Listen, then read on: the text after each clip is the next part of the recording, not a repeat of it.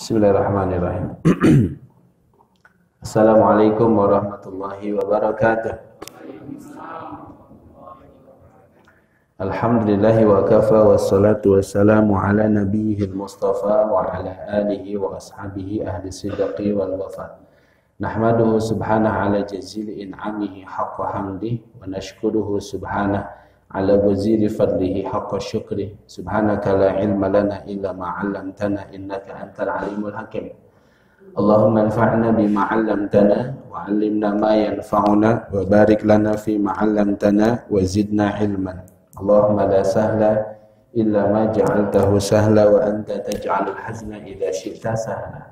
Hadirin jamaah salat maghrib rahimani wa rahimakumullah. Alhamdulillah, bersyukur kepada Allah atas limpahan nikmat yang Ia karuniakan untuk kita. Semoga setiap nikmat menjadi jalan bertambahnya ketaatan kita kepada Allah, dan mudah-mudahan setiap ketaatan mendekatkan kita kepada ridha dan rahmatnya Allah, dan dengan ridha dan rahmatnya itu mudah-mudahan kita termasuk ahlul jannah. Amin ya rabbal alamin. Hadirin yang dirahmati oleh Allah, pada malam ini kita sudah berada di pertengahan akhir atau di pertengahan bulan Dzulqa'dah, ya, tanggal 12 ya, 17 ya. 17-an ya. Tanggal 17 Dzulqa'dah, dan sebentar lagi akan masuk bulan Dzulhijjah. Dan walaupun belum masuk bulan Dzulhijjah, maka sesungguhnya bulan Dzulqa'dah itu juga termasuk di antara 4 bulan yang diharamkan, dimuliakan. Arba'atun hurum. Ada 4 bulan yang dimuliakan oleh Allah Subhanahu wa taala. Salasatun mutawaliyat, 3 bulan berturut-turut, yaitu bulan Dzulqa'dah, Dzulhijjah, Muharram, satu lagi bulan Rajab. Ini arba'atun hurum, 4 bulan yang diagungkan, dimuliakan oleh Allah Subhanahu wa taala. Wabil khusus adalah bulan Dzulhijjah, bulan yang ke-12 dalam kalender Islam. 15 harian lagi atau kurang dari itu kita akan masuk kepada bulan Dzulhijjah. Dan nampaknya bulan Dzulhijjah itu tidak difahami oleh kebanyakan umat Islam keutamaannya sebagaimana mereka memahami keutamaan bulan Ramadan. Padahal bulan Dzulhijjah itu dengan bulan Ramadan ada keistimewaan di bulan Dzulhijjah yang tidak dimiliki di bulan Ramadan. Nah, ada keistimewaan atau fadilah di bulan Dzulhijjah yang tidak ada pada bulan Ramadan. Sehingga kita perlu diingatkan lagi bahwa bulan Dzulhijjah ini bukan sekedar bulan, dia adalah bulan yang diistimewakan, diagungkan, bahkan ada spesial time, ya, ada waktu-waktu yang dikhususkan oleh Allah, yaitu di 10 hari pertama bulan Dzulhijjah itu diagungkan oleh Allah. Bahkan nanti kita akan dapatkan dalilnya bagaimana 10 hari pertama bulan Dzulhijjah itu lebih baik daripada seluruh hari yang ada, bahkan dibandingkan dengan 10 hari Ramadan, bahkan dibandingkan dengan 10 hari terakhir bulan Ramadan. Biasanya 10 hari terakhir bulan Ramadan kita semua sudah pada faham, ya, semua pada berburu amal, bahkan tidak sedikit orang yang tafarruh, yaitu mengosongkan dari kegiatan-kegiatan duniawi, ditinggalkan aktivitas-aktivitas duniawi, dan dia betul-betul mengkhususkan ibadah di dalam masjid yang disebut dengan apa? I'tikaf selama 10 hari 10 malam, paling tidak 10 malamnya, paling tidak malam ganjilnya, itu mereka akan hidupkan itu hari-hari dan malam-malam. Nah, kita akan didapatkan bahwa bulan Dzulhijjah bil khusus di 10 hari yang pertamanya itu punya kedudukan yang sama dengan 10 hari terakhir di bulan Ramadan. Bahkan nanti ada hal yang di 10 hari pertama bulan Dzulhijjah tidak ada pada 10 hari bulan Ramadan. Nah, di sini mungkin kita perlu diingatkan lagi, sehingga insyaallah nampaknya kajian kita malam ini adalah lebih spesial membahas tentang persiapan memasuki bulan Dzulhijjah. Agar pas masuk bulan Dzulhijjah tidak biasa-biasa saja. Karena memang awal bulan Dzulhijjah itu bulan yang luar biasa. Saya mulai dari dalil Al-Quran surah Al-Fajr. Hafal semua kan? A'udzu billahi minasyaitonir rajim. Bismillahirrahmanirrahim. Wal fajr walayalin ashar. 2 ayat aja. Ya. Wal fajri artinya apa? Demi waktu fajar. Wal fajri. Wawunya wawu qasam. Sumpah. Kalau sudah masuk huruf qasam, maka huruf setelahnya majrur, dikasih harokat kasrah. Wal fajri walayalin, ya di situ ya dia diberi harokat kasrah karena kemasukan huruf wawu qasam, wawu sumpah. Huruf qasam itu atau huruf sumpah itu ada 3, al wawu wal ba'u wat ta'u. Wawu, ba, dan ta.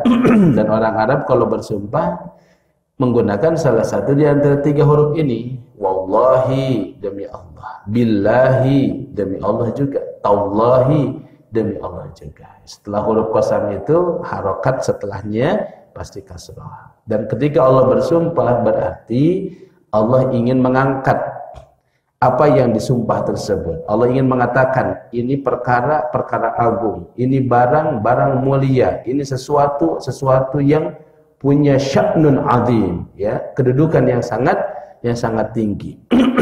Kita nggak boleh bersumpah atas nama makhluk, ya, tapi Allah dia bersumpah dengan apa saja yang dia kehendaki. Dia bersumpah dengan waktu fajar. Memang waktu fajar punya keistimewaan.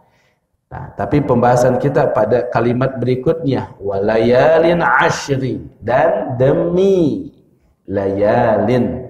Jadi kata lailun, malam, lailani, 2 malam, layalin, malam-malam, 3 malam atau lebih, disebut dengan layalin, walayalin ashri, dan demi malam-malam yang 10.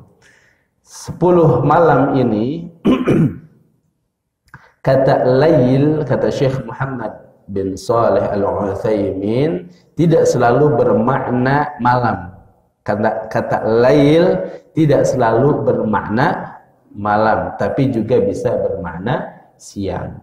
Maka ketika para ulama membahas tentang kata walayalin ashri, 10 malam ini, ya, para ulama jumhur, kebanyakan para ulama bahkan berpendapat yang dimaksud dengan 10 malam ini yakni 10 hari pertama bulan Dzulhijjah.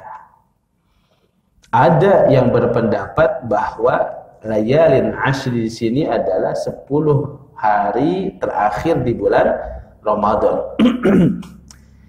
Ada yang berpendapat demikian, tapi ternyata pendapat layalin ashri itu sebagai 10 hari Ramadan atau 10 hari terakhir Ramadan itu termasuk pendapat yang lebih sedikit, ya. Jadi yang jumhur itu artinya apa?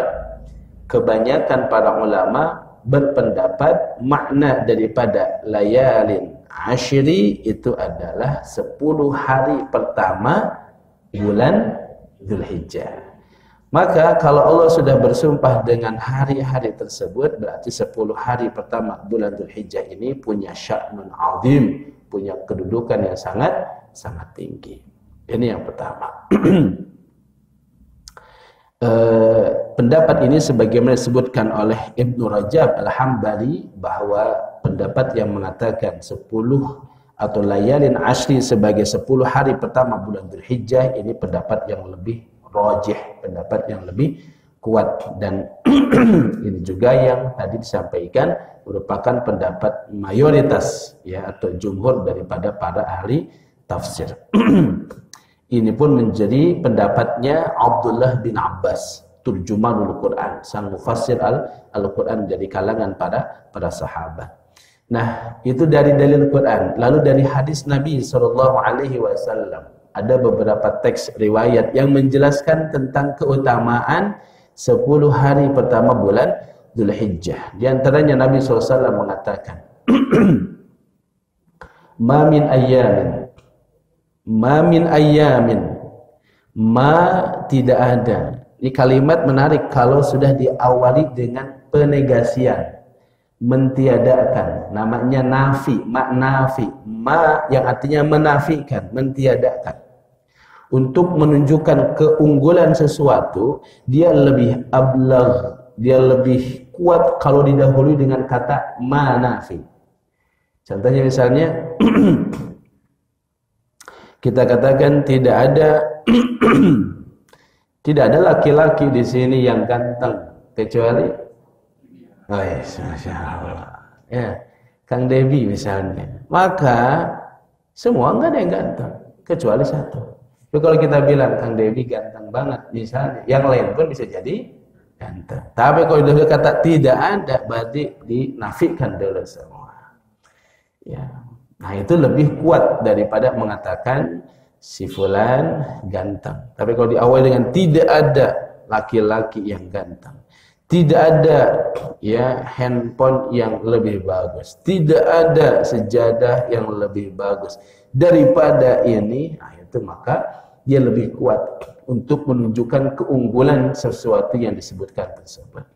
Jadi Nabi ingin mengatakan 10 hari pertama bulan Dzulhijjah ini agung, tapi Nabi ingin menunjukkan keagungan itu lebih dengan kalimat ma min ayyamin, tidak ada ayyam. Ayyam dari kata yaumun, satu hari, yaumani, 2 hari, ayyam 3 atau banyak lebih, ayyam 3 atau lebih hari. Ma min ayyamin, tidak ada ayyam, hari-hari. Al-amalu salihu fiha, beramal saleh di dalamnya. Ahabbu ilallah, dalam ayat yang lain afdal, ya, yang lebih dicintai oleh Allah Subhanahu wa taala min hadhil ayyam, yakni ayyam al-ashr. Tidak ada hari-hari yang lebih dicintai oleh Allah daripada 10 hari pertama, yakni 10 hari pertama bulan Dzulhijjah ini. Jadi hadirin Allah Subhanahu wa taala, Nabi ingin menjelaskan tentang keutamaan bulan Dzulhijjah ini. Nabi menjelaskan keutamaan 10 hari pertama bulan Dzulhijjah ini dengan mendahulukan kalimat ma nafi. Hari jumlahnya 360. Kata Nabi, tidak ada hari-hari yang lebih baik. Kalau Nabi bilang ini 10 hari yang sangat baik, ya, itu tidak lebih kuat perkataannya daripada kalimat Nabi tadi. Tidak ada hari-hari yang lebih baik, lebih dicintai oleh Allah melainkan 10 hari pertama bulan Dzulhijjah. Nah, ini berarti dalil yang sangat jelas dengan beberapa teks riwayat hadis riwayat Bukhari, hadis riwayat Muslim yang menunjukkan tentang keutamaan 10 hari bulan Dzulhijjah. Lalu kemudian para sahabat bertanya, para sahabat itu orang-orang yang sangat kritis, yang sangat semangat menuntut ilmu. Mereka bertanya, walal jihadu fi sabilillah ya Rasulullah, apakah juga dibandingkan dengan jihad fi sabilillah ya Rasulullah? Nabi tadi saking menunjukkan keutamaan, para sahabat sampai penasaran, kalau dibandingkan dengan jihad bagaimana ya Rasul? Apakah masih lebih baik 10 hari pertama bulan Dzulhijjah atau berjihad fi sabilillah? Sebelum saya lanjutkan, hadis ini bicara tentang keutamaan amal atau keutamaan waktu, Bapak Ibu? Keutamaan amal atau keutamaan waktu? Waktu. Kalau amal misalnya, ya, sebaik-baik salat adalah salat di awal waktu, atau menceritakan tentang keutamaan salat sunnah sebelum fajar, keutamaan daripada salat berjamaah, itu keutamaan amal. Tapi ini berbicara tentang keutamaan apa? Waktu. Berarti amalnya apa? Apapun selama itu amal ibadah. Nah, jadi Para sahabat bertanya, bagaimana dengan jihad fisabilillah ya Rasulullah? Kata Nabi, walal jihadu fisabilillah. Bahkan dibandingkan dengan orang yang jihad fisabilillah. Jadi keutamaan ibadah dan amalan di 10 hari pertama bulan Dzulhijjah itu menyamai bahkan lebih utama daripada jihad fisabilillah. Sedangkan jihad fisabilillah adalah amalan yang paling tinggi. Angan-angan dan cita-cita seorang mukmin yang paling tinggi adalah mati di jalan Allah. Asma amanina, ya, puncak daripada keinginan seorang muslim adalah tentu bisa berjihad dan wafat dan mati di jalan Allah. Tapi Nabi mengatakan walal jihadu fisabilillah, kan dibandingkan jihad fisabilillah, illa, kecuali kata Nabi, rajulun, apabila ada seseorang kharaja binafsihi wa malih, dia pergi berjihad dengan dirinya dan juga dengan harta bendanya, kuda-kuda miliknya, pedang-pedang miliknya, panah-panah miliknya, pergi ke medan tempur, medan jihad, lalu walam yarji minhu syai', dan tidak kembali lagi, alias apa? Mati syahid. Nah, kalau sudah mati syahid, memang nggak ada lagi yang bisa menyamai orang yang mati syahid. Orang mati syahid adalah pahala yang paling tinggi. Bahkan orang yang mati syahid itu dia tidak akan kena fitnah kubur. Apa fitnah kubur itu? Bukan disiksa. Di fitnah kubur itu apa? Ditanya di alam kubur. Fitnah kubur itu ditanya oleh 2 malaikat di dalam kubur. Orang-orang yang mati syahid tidak kena itu, langsung lolos. Masya Allah.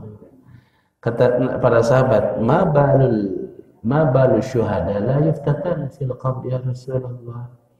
Kenapa orang-orang yang mati syahid itu tidak mendapatkan fitnah kubur ya Rasulullah? Kata Nabi, kafa bi bariki sayfi, cukuplah kilatan pedang saat menebas dirinya sebagai fitnah, ujian terbesar bagi dirinya ketika dia masih hidup. Tuh, orang mati syahid begitu, Pak. Jadi lolos langsung. Kalau kita tegang pas maut, ya aya ujian ya gitu. Soalnya tuh aya her, ya tuh aya remedial, ya tuh aya susulan, sekali gagal habis sudah, ya tinggal nunggu amalan. Nah, maka hadirin Allah, kecuali orang yang mati syahid demikian. Tetapi kalau hanya orang pergi berjihad dan dia kembali bahkan dengan ghanimah, dengan kemenangan, Masya Allah.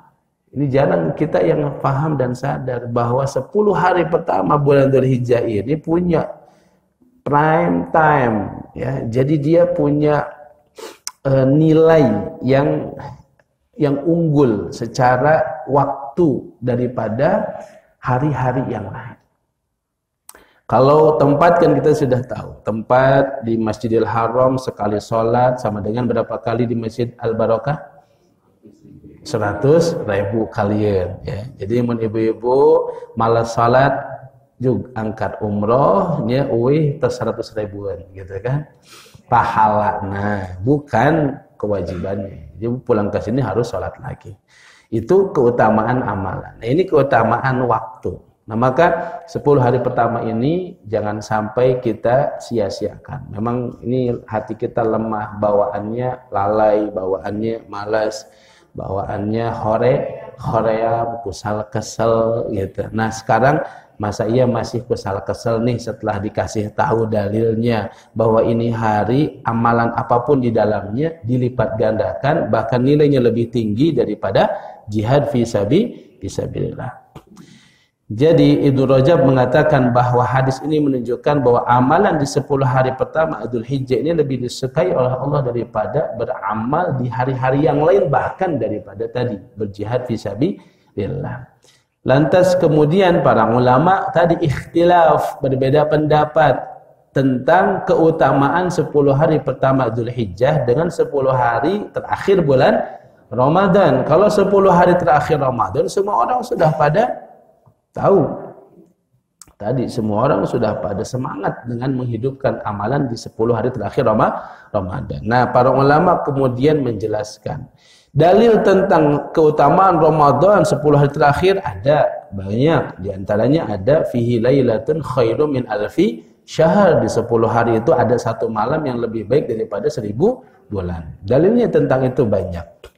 Malam turunnya Al-Quran banyak. Nah, juga tentang dalil 10 hari pertama bulan Dzulhijjah ini pun sangat banyak. Atau paling tidak ada dalil yang kuat tentang keutamaannya. Maka pendapatnya Ibnu Qayyim Al-Jauziyah menjelaskan jalan tengah tentang dua dalil ini. Apa kata Ibnu Qayyim? Ya.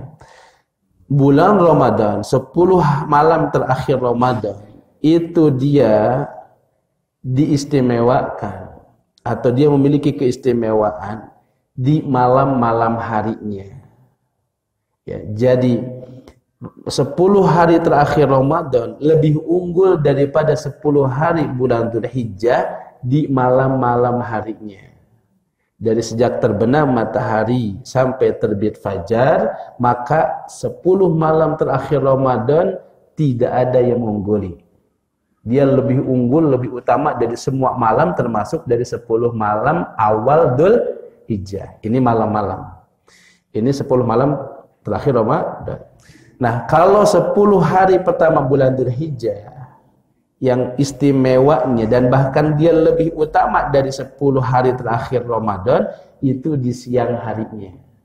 Sejak terbit fajar sampai terbenam matahari, waktu di 10 hari pertama bulan Dzulhijjah afdal, lebih utama, lebih istimewa dari siang-siang hari di 10 hari terakhir bulan Ramadan. Itu pendapat Ibnu Qayyim Al-Jauziyah. Sama aja udah istimewa ya. Sama aja udah istimewa nih gitu. Apalagi kalau dikatakan lebih utama. Maka di sini kita perlu menyiapkan apa? Menyiapkan amalan-amalan yang terbaik. Di antaranya nanti amalan terbaik itu apa? An-nahru, yaitu adalah menyembelih hewan kurban.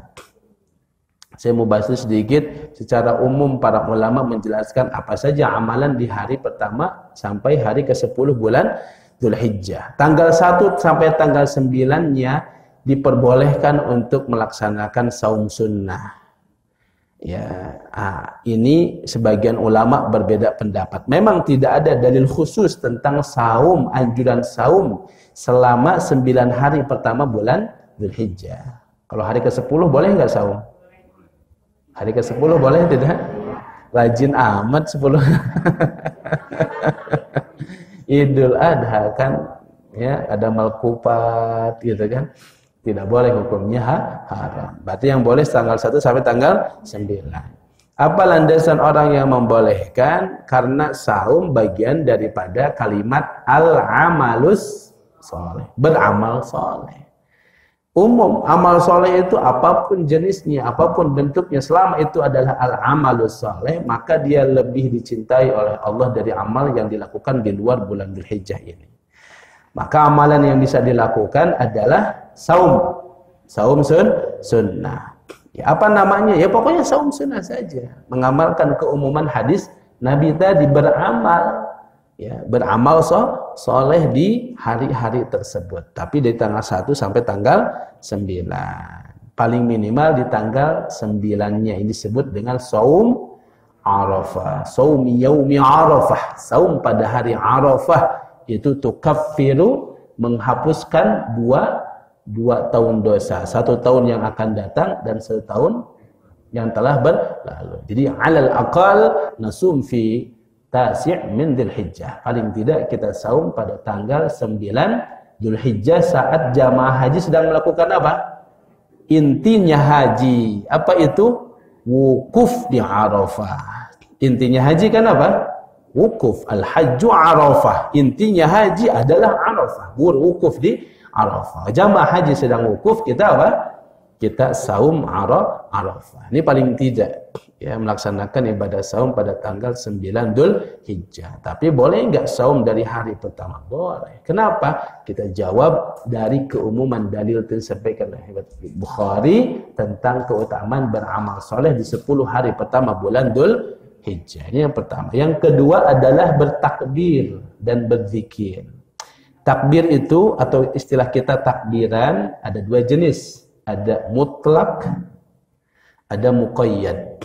Mutlak artinya tak terbatas waktu dan tempat. Tidak terikat waktu dan tempat.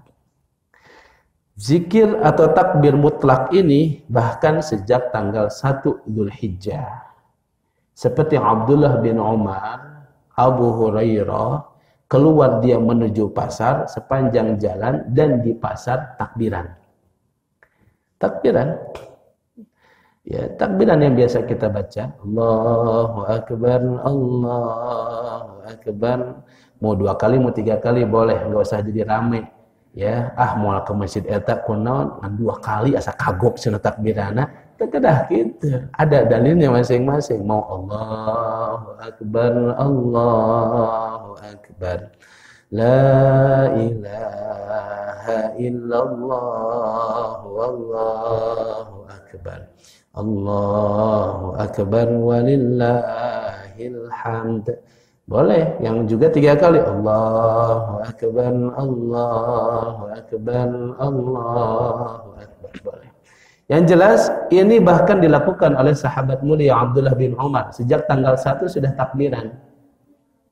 Tapi tidak terikat waktu dan tempat. Maksudnya tidak selalu mesti setelah sholat. Sepanjang hari takbiran. Jadi memang Idul Adha ini termasuk hari raya paling besar. Lebih besar bahkan daripada Idul Fitri. Makanya hari rayanya aja berapa hari? 4. Tanggal 10 plus 3 hari bulan. 3 hari tasrik 4. Tapi yang ada mudiknya lebaran mana? Lebaran Idul Fitri. Harusnya kalau ada mudik, lebaran Idul Adha gitu. Hari raya yang paling besar itu Idul Adha. Ketika mencit sapi, mencit domba, itu kan berarti harinya hari betul-betul besar gitu. Ya. Pada tambahan deui mudik Idul Adha enggak. Tapi hari raya besar itu di Idul Adha. Gitu. Nah, ini disebut dengan takbir mutlak. Imam Bukhari menyebutkan perkataan Ibnu Abbas, qala Ibnu Abbas wa dzkurullaha fi ayyamin ma'lumat, dan berzikirlah kalian kepada Allah di hari-hari yang telah ditentukan, yakni ayyamul ashr, yaitu 10 hari pertama bulan Dzulhijjah. Wal ayyamal ma'dudat ayyamut tasyrik, dan hari-hari tertentu yaitu adalah hari-hari tasyrik. Wa kana Ibnu Umar wa Abu Hurairah yakhrujan, dan adalah Ibnu Umar dan Abu Hurairah keduanya keluar ila suqi, menuju pasar, fi ayyamil ashr, pada 10 hari pertama bulan Dzulhijjah, yukabbirani, keduanya bertakbir, wa yukabbiru nasu bitakbirihima, maka orang-orang pun ikut bertakbir sebagaimana kedua sahabat tersebut bertakbir. Cuman memang masing-masing gitu ya, takbirannya masing-masing. Nah, ini yang disebut dengan takbir awal Dzulhijjah yang bersifat mutlak, artinya tidak terkait pada waktu dan tempat tertentu. Bisa di masjid, bisa di rumah, bisa di pasar, bisa di mana-mana. Ada juga yang disebut dengan takbir muqayyad yang dikaitkan dengan apa? Dikaitkan dengan waktu, yaitu setelah melaksanakan sholat. Nah, kapan dimulainya takbir muqayyad ini? Dimulai sejak hari Arafah. Dari tanggal berapa? Tanggal 9 Dzulhijjah. Sejak ba'da subuh, ya, di hari Arafah sampai kapan? Sampai tanggal 13 Tasyriq. Tanggal 13 Tasyriq berarti berapa hari? 5 hari, tanggal 9, 10, 11, 12, 13 sholat asar. Ba'da asar masih takbiran. Ya, di hari ke-13 Dzulhijjah disebut dengan hari tasyriq. Ini takbir muqayyad, terikat waktu. Waktunya kapan? Setelah sholat berjamaah. Adapun orang yang berhaji, mereka memulai daripada sholat zuhur di hari nahar, yaitu pada tanggal 10 Dzulhijjah sampai hari yang terakhir. Ini diantara amalan di 10 hari pertama bulan Dzulhijjah. Kemudian amalan lainnya adalah yang istimewa ada di bulan Dzulhijjah ini apa? Ya ada ibadah yang namanya haji. Dimulai tanggal berapa hajian? Tanggal 8 atau tanggal 9. Lebih awal tanggal 8. Sudah mulai orang berangkat haji. Ya, jadi ini keistimewaan 10 hari pertama bulan Dzulhijjah itu karena ada amalan-amalan besar di hari-hari tersebut. Ya, mudah-mudahan yang hadir di sini dapat undangan Allah menjadi tamunya Allah, bisa melaksanakan ibadah haji di tahun yang akan datang. Amin ya rabbal alamin. Nah, kemudian ibadah yang utama juga kalau orang pergi haji ya ibadah haji, maka yang tidak haji ibadah yang paling utamanya adalah apa? Berkurban. Berkurban. Nah, syariat kurban ini syariatnya bapaknya para nabi, bapaknya para nabi yaitu siapa? Nabi Ibrahim alaihis salam. Dan ini ujiannya Nabi Ibrahim itu bukan seperti kita. Kita baru disuruh wanhar, sembelihlah olehmu apa? Apa wanhar artinya? Apa wanhar? Ada wanhar, ada wadbah, ada nahar, ada dzabah. Dalam bahasa Arab kata wanhar ya dalam surat Al-Kautsar, inna a'tainakal kautsar fashalli li rabbika wanhar. Nanti penjelasan detail tafsirnya khusus nanti bab surah Al-Kautsar. Kita pun belum sampai ke situ ya Pak Haji ya, baru sampai surat An-Nasr kemarin. Nah, tapi kita ambil potongannya aja dulu. Kata wanhar itu berkurban dalam bentuk hewan unta. Jadi wanhar mah sembelihlah unta. Karena nyembelih unta sama nggak dengan menyembelih sapi? Gimana? Kalau unta gimana Pak? Pernah lihat nggak? Gimana Kang Debi kumaha? Coba praktekkan, coba kumaha. Ya, coba berdiri, coba gimana gitu kan. Oh gitu kan. Beda, tidak ditidurkan. Nah itu bedanya unta dengan apa? Sapi, domba, kambing, kerbau. Ya. Ayam boleh ayam.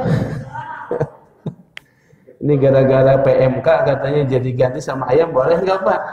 Nggak boleh, tetap wajib hanya al-an'am, binatang ternak itu sapi, ya unta, sapi, kerbau, domba, kambing.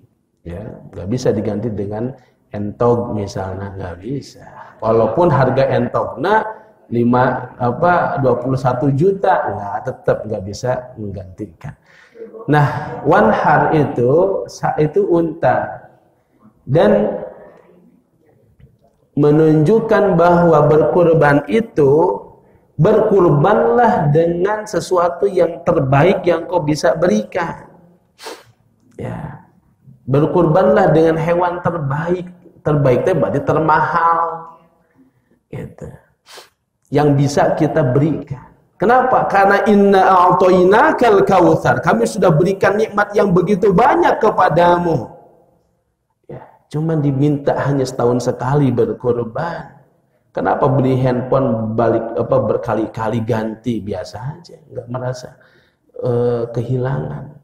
Ya kita kemudian beli tas baru, beli motor segala macam. Ya keluar uang beli kamera dengan harga 15 juta tanpa perhitungan semuanya. Sekarang kita beli akhirat. Beli pahala, beli surga hanya dengan berkurban setahun sekali menjadi berat.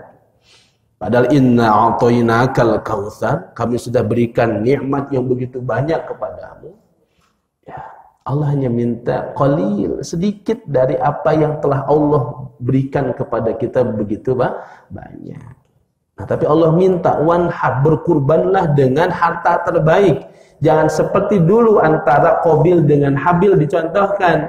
Ketika idh qarraba, ya ketika keduanya berkurban, fatuqbila min ahadihima wa lam yutaqabbal minal akhar. Yang satu diterima oleh Allah.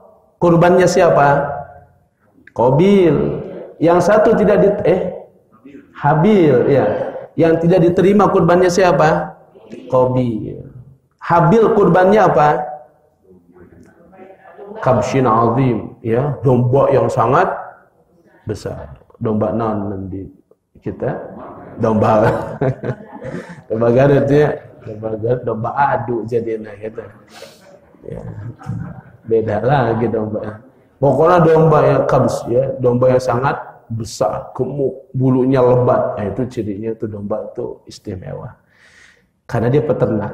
Qabil dia itu petani. Ketika dia itu disuruh berkorban, dia hanya ambil yang ada di pekarangannya, seadanya dia ambil. Maka Allah terima korbannya Habil dan Allah tidak terima korbannya Qabil. Memang Allah butuh kepada domba dan hasil tanaman itu? Enggak. Bapak-bapak bisa berkorban sampai 100 ekor unta. Apakah itu bermanfaat untuk Allah? Sekali-kali tidak. Bukan untuk Allah. Lan yanalallaha luhumuha wala dima'uha. Karena enggak sampai darah dan itu untuk Allah. Yang sampai itu apa? Taqwa minkum. Ini wujud ketakwaan kita kepada Allah. Maka yang Allah lihat itu sejauh mana keseriusan kesungguhan kita untuk bersyukur dengan Al-Kautsar, nikmat yang banyak yang telah Allah berikan kepada kita. Allah cuma minta wanhar, setahun sekali berkurbanlah engkau. Tapi Allah kasih isyarat berkurban dengan kurban yang terbaik. Ima tong dipilari di mana masjid lupang murah-murah nah harga sapi nah gitu. Ya, sugan di mana mending tanaon aya penyakit PMK oke, jadi yang penting asal syarat bisa korban gitu. Mungkin dia termasuk orang yang banyak korban perasaan. Jadi gitu bawaannya gitu ya. Nah, hadirin Allah, tentu setiap orang berbeda-beda, tidak mesti sama. Ya, tidak mesti sama sesuai dengan kadar istita'ah, kadar kemampuan. Tapi lihatlah, tengoklah bapaknya para nabi yang memberikan sunnah ini. Nabi Ibrahim alaihissalam bukan disuruh berkorban unta, sapi, kambing, bukan. Tapi disuruh berkorban siapa? Anaknya sendiri. Ya, tidak ada yang lebih berat bagi seorang ayah melainkan mengorbankan anaknya sendiri. Sedangkan ini anak adalah anak yang sangat ditunggu. Anak yang sekian lama dinanti, menikah dengan istri pertama, gak punya anak sampai bertahun-tahun lamanya, sampai istrinya sendiri yang menyuruh nikah lagi, sehingga punya anak dari istri yang kedua, dikasih nama siapa? Ismail. Artinya apa Ismail itu? Ismail artinya apa? Hamba. Apa artinya Ismail? Yang didengarkan doanya. Kan Ibrahim minta terus kepada Allah agar dikaruniakan apa? Anak. Maka diberilah Ismail. Lahir Ismail, sejak lahir aja sudah disuruh berkorban Ismail. Sudah meninggalkan Hajar dan Ismail di sebuah wadin bi ghairi dzar'in inda baitikal muharram. Di sebuah wadi lembah tandus yang tidak ada makanan, tidak ada air di dalamnya. Sudah berkorban. Mana berat mana berkorban sapi dengan berkorban itu? Bagi Nabi Ibrahim berkorban sapi, berkorban unta itu bukan setahun sekali, tapi setiap ada tamu, datang tamu pencit, tamu pencit. Kita paling banter mencit naon? Lele. Ya, mencit gitu kan. Hayam ge hiji dibagi sabaraha. Iya kan gitu. Orang Arab mencoba hiji dibagi duaan gitu, ini hiji bagi opatan. Nabi Ibrahim itu begitu. Ya. Kalau orang mah hiji ge cekapnya bajinya, hiji ku dibagi 10 ge masih kena cekap. Can resep wajitna, can resep huluna gitu kan. Orang Arab mah tara nya makan ceker ayam tara gitu. Ya, tak laku di situ ke orang Indonesia biasa nanti ceker ayam gitu. Nah, dia kata Allah, maka Ibrahim itu udah merupakan pengorbanan biasa, berkorban hewan-hewan seperti itu. Maka ujian terberatnya adalah apa? Menyembelih anak sendiri. Maka kalau kita pergi ke daerah Mina, antara Mina ya di dekat lembah Muhaisir ada namanya Madbah Ibrahim, tempat Nabi Ibrahim menyembelih Ismail alaihissalam. Itu benar, dan Ibrahim enggak dikasih tahu sama Allah, Ibrahim sebenarnya nanti aku akan ganti ya Ismail itu dengan kambing, kamu jangan khawatir. Enggak dikasih tahu begitu. Jadi yakin betul-betul dia lagi sedang menyembelih anaknya sendiri. Makanya sambil nangis, Allah Akbar. Ya pas, nah itu tiba-tiba mana Ismail, yang dia lihat adalah seekor kabshin, adil Ismail sudah ada situ. Nah itu pengorbanan terbesar. Kita nggak disuruh berkorban dengan seperti itu. Kita hanya diminta bagian kecil daripada nikmat yang besar yang Allah telah berikan kepada kita. Maka kesempatan bagi Bapak dan Ibu semua untuk tunjukkan bentuk kecintaan kita kepada Allah dan syukur kita kepada Allah adalah dengan berkorban. Bahkan Nabi mengatakan malam yudhi fala yaqrabanna musallana. Siapa yang dia punya man wajadalahu sa'atan, dia punya kemampuan, dia punya rezeki, dia punya harta melimpah dan dia tidak mau berkorban, jangan dekat-dekatlah dengan masjid kami, kata Nabi. DKM dia mau wantun gitu mau gitu. Itu mah kata Nabi gitu kan. Ya kata Nabi di zaman Nabi, fala yaqrabanna musallana. Udah enggak usah masuk masjid kami dulu lah, kata Nabi dulu begitu. Artinya apa? Itu sidqul iman, menunjukkan kebenaran daripada iman. Salah satu wujudnya. Atau kumaha Ustaz memang abdi ka aya anak teu acan mampu atuh janten panitiana. Ngiring nu bagian nyisikanna gitu. Sana sebagian tuangna hungkul wae gitu. Bagian nyacagna, maka mesernan peso nu alif minimal gitu. Ada peran ikut berkorban walaupun belum bisa berkurban. Siap laksanakan insyaallah?